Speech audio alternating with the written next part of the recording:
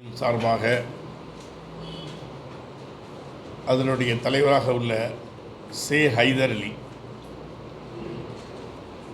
பத்திரிகையாளர்களை கோவையிலே சந்திப்பதிலே மகிழ்ச்சி கொள்கிறேன். உங்கள் அனைவருக்கும் இறைவனின் சாந்தியும் சமாதானமும் உண்டாகட்டும் என்று பிரார்த்திக்கிறேன். எனக்கு இடதுபுறம் இருப்பவர் ஐக்கிய முஸ்லீம் முன்னேற்றக் கழகத்தினுடைய மாநில பொருளாளர். எனக்கு வலதுபுறம் இருப்பவர் ஐக்கிய முஸ்லீம் முன்னேற்றக் கழகத்தினுடைய மாநில துணை பொதுச் செயலாளர். அதுக்கு அடுத்து இருப்பவர் ஐக்கிய முஸ்லீம் முன்னேற்றக் கழகத்தினுடைய மாநில துணை செயலாளர். எனக்கு பின்னால் இருப்ப இருவரும் மாவட்ட குழுவினுடைய நிர்வாகிகள். அன்பிற்கினிய சகோதரர்களே, வருகிற நாடாளுமன்ற தேர்தலில் ஐக்கிய முஸ்லீம் முன்னேற்றக் கழகம் அனைத்து இந்திய அண்ணா திராவிட முன்னேற்றக் கழக கூட்டணியை ஆதரித்து இன்றைக்கு களமாடிக்கொண்டிருக்கிறோம். ஏனென்றால் பிஜேபியோடு விட்டு வெளியே வந்த பிறகு எந்த ஒட்டுமில்லை உறவும் இல்லை என்று முழுமையாக துண்டித்து கொண்டு இன்றைக்கு வெளியே வந்திருக்கிறார்கள்.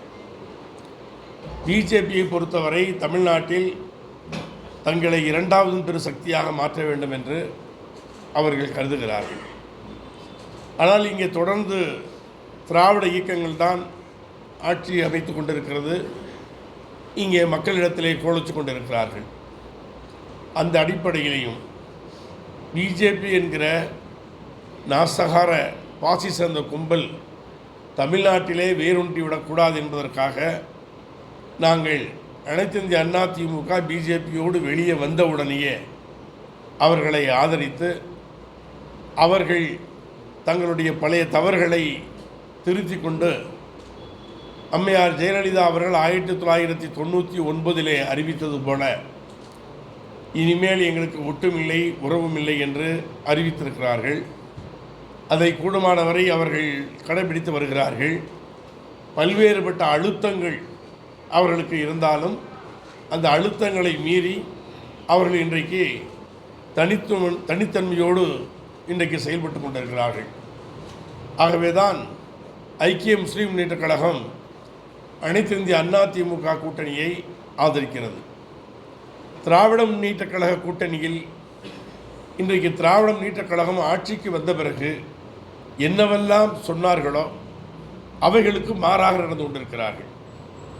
திராவிட முன்னேற்றக் கழகம் ஆட்சிக்கு வருவதற்கு முன்னாலே மின்சார கட்டணம் மாதம் மாதம் மக்களிடத்திலே வசூலிக்கப்படும் என்றார்கள். மாறாக இன்னும் 2 மாதத்துக்கு ஒரு முறை தான் வசூலிக்கிறார்கள்.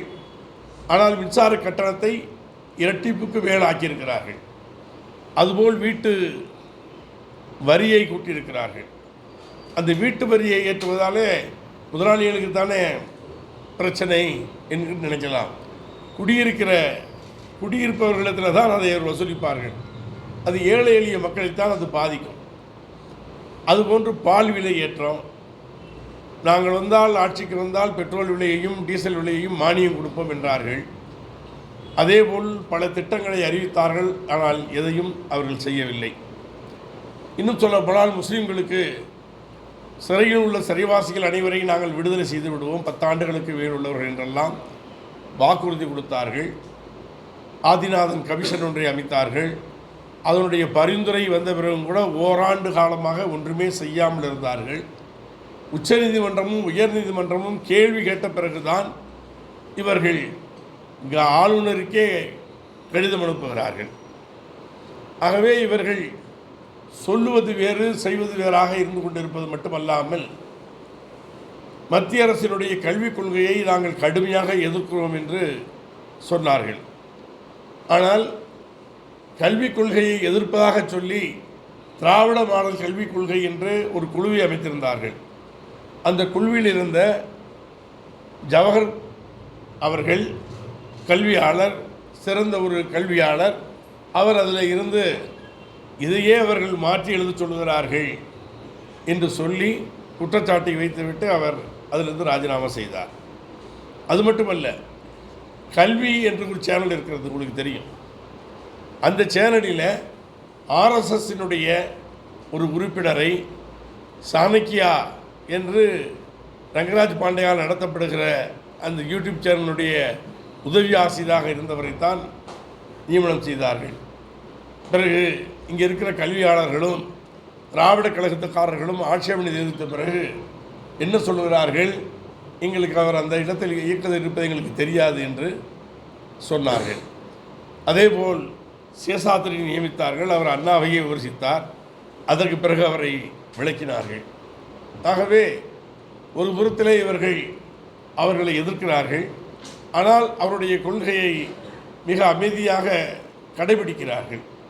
இங்கே வந்த கல்வி அமைச்சர், மத்திய அமைச்சர் என்ன சொன்னார் என்றால், இந்தியாவிலேயே தேசிய கல்விக் கொள்கையை முறையாக அமுல்படுத்துவது தமிழ்நாடு அரசு தான் என்று அவர் சொன்னதை நீங்கள் தான் எங்களுக்கு பத்திரிகையின் மூலமாக சொன்னீர்கள். ஆகவே அப்போ எதை சொல்லுகிறார்களோ அதற்கு நேர்மாறாக குலக்கல்வி திட்டத்தை அவர்கள் கொண்டு வருகிறார் என்று சொல்லி அந்த குலக்கல்வி திட்டத்திற்குரிய அஸ்திவாரங்களை போடுகிறார்கள். இந்த PM3 கல்வி ஒப்பந்தத்திலே கையெழுத்திட்டிருக்கிறார்கள். இப்பொழுது அது இனி தமிழ்நாடு அரசாங்கத்தினுடைய அரசு கல்வி நிலையங்கள் முழுவதுமே அதுபோல் மாற்றப்படும். இந்துத்துவாவினுடைய அந்த கல்விக் கொள்கைகளை இங்கே கடைபிடிக்க ஆரம்பிப்பார்கள். ஆகவே இது திராவிட முன்னேற்றக் கழகம் ஆட்சியிலே தக்க வைத்துக் கொள்வதற்காக அவர்கள் அங்கே ஒரு முகமும் இங்கே ஒரு முகமும் காட்டி மக்களை ஏமாற்றுகிறார்கள். ஆகவே தான் ஒரு தவறான இடத்திலே இருந்து அந்த தவறான இடத்திலே இருந்து திரும்பி வந்து நாங்கள் இருந்தது தவறான இடம்தான், அதில் இருந்து விடுபட்டு விட்டோம், இனிமேல் அவர்களுக்கும் எங்களுக்கும் எந்த சம்பந்தமும் இல்லை என்று திருந்தி வந்தவர்களை வரவேற்கிறோம். எவ்வாறு கோவலன் மாதவியை விட்டு வெளியே வந்த பிறகு கண்ணகி எந்த விதமான கேள்வியும் கேட்காமல் அவருக்கு வேண்டிய உதவிகளை செய்வதற்காக மதுரை பயணித்தார்களோ அந்த நிலையில்தான் அதிமுகவை நாங்கள் பார்க்கிறோம்.